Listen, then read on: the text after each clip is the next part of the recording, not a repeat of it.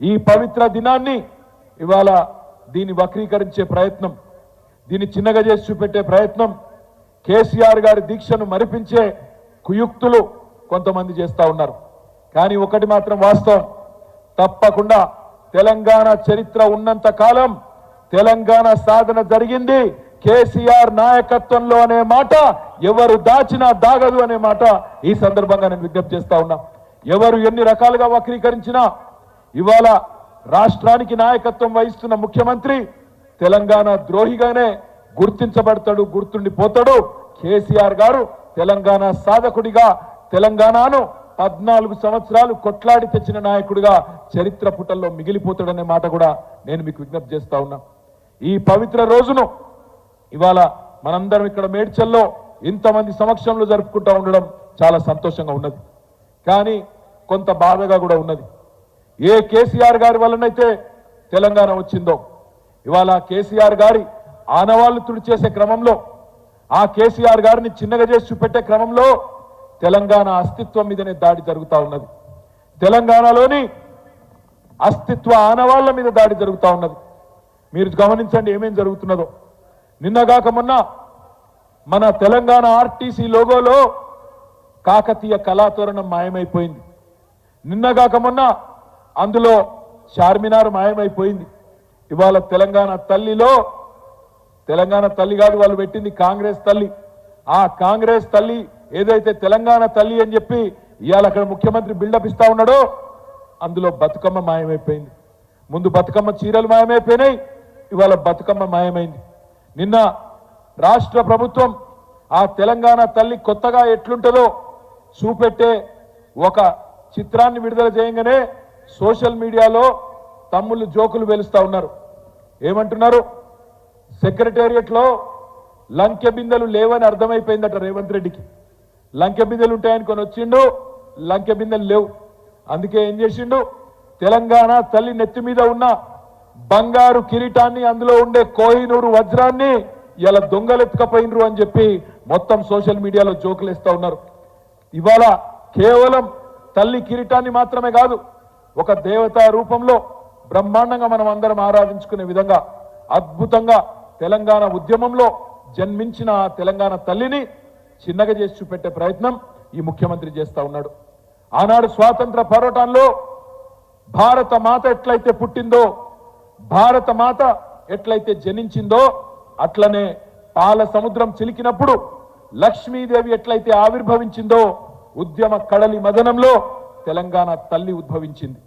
తెలంగాణ తల్లి రూపాన్ని ఉమ్మడి ఉద్వేగంతో తెలంగాణ ఉద్యమం తీర్చిదిద్దింది. ఇది ఏ ఒక్క నాయకుడో ఒక రాజకీయ పార్టీకో సంబంధించిన రూపం కాదు. తెలంగాణ తల్లిని చూడంగానే ఉద్యమ జ్ఞాపకాలు గుర్తుకొస్తాయి. నాటి పోరాట స్ఫూర్తి రగులుతా ఉంటది తెలంగాణలోని ప్రతి ఒక్కరి గుండెల్లో. ఈ జాతి సమిష్టిగా సాధించిన ఈ పోరాటంలో సాంస్కృతిక పోరాటం కూడా మళ్ళొక్కసారి గుర్తొస్తుంది. ఒకనాడు ఎక్కిరించబడ్డాం మనం, మీకు భాష రాదు, మీ యాస చక్కగా లేదు, మీకు పరిపాలన రాదు, దబ్బన తెలంగాణ ఇస్తే కూడా మీకు పరిపాలన చేతనైతుందా, మీకు అన్నం దినుడు నేర్పిందే మేము అంటూ ఎక్కిరించిన వాళ్ళ నోర్లు మూతపడే విధంగా 10 ఏళ్లలోనే తెలంగాణను భారతదేశంలో అగ్రభాగాన నిలబెట్టింది కేసీఆర్ నాయకత్వం అనే మాట మళ్ళొక్కసారి నేను మీకు గుర్తు చేస్తా ఉన్నా.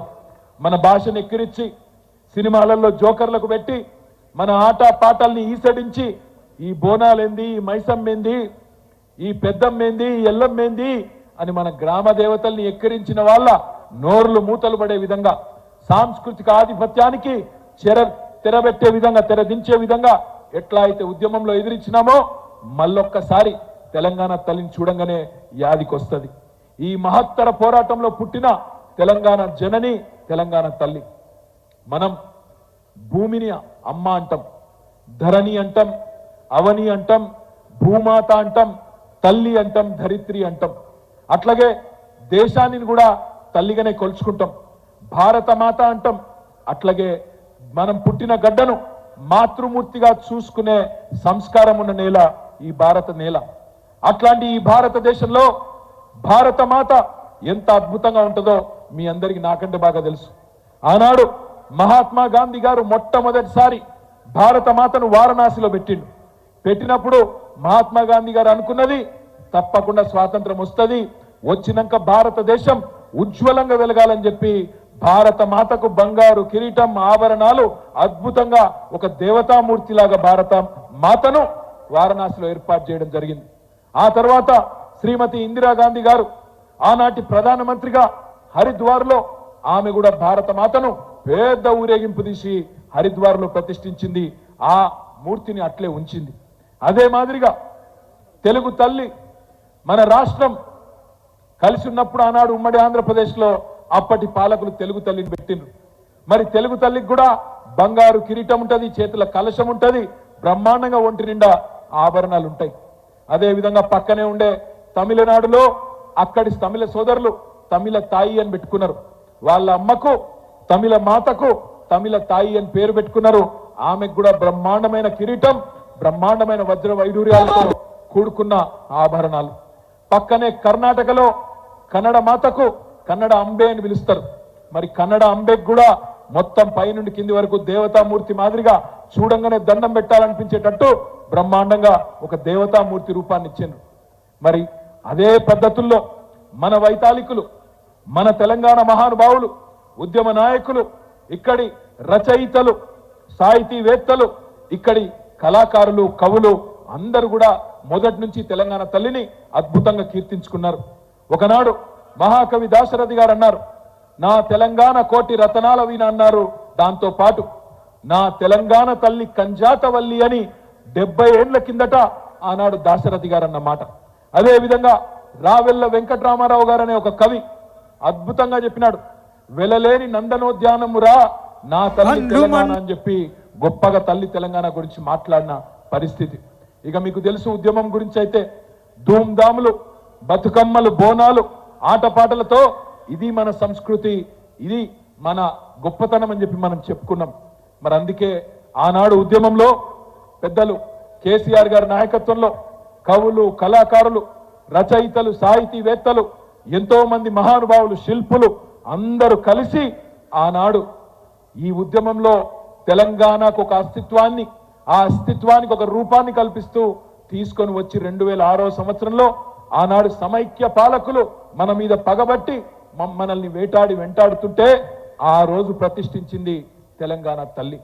బ్రహ్మాండంగా ఆ తల్లి ఎంత గొప్పగా ఆ రోజు ఎంత ఆలోచనతో రూపకల్పన చేయడం జరిగిందో ఒక్క నిమిషంలో నేను మీకు చెప్పే ప్రయత్నం చేస్తాను.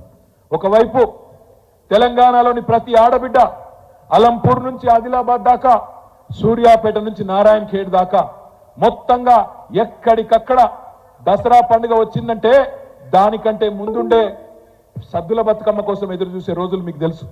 అట్లాంటి బతుకమ్మ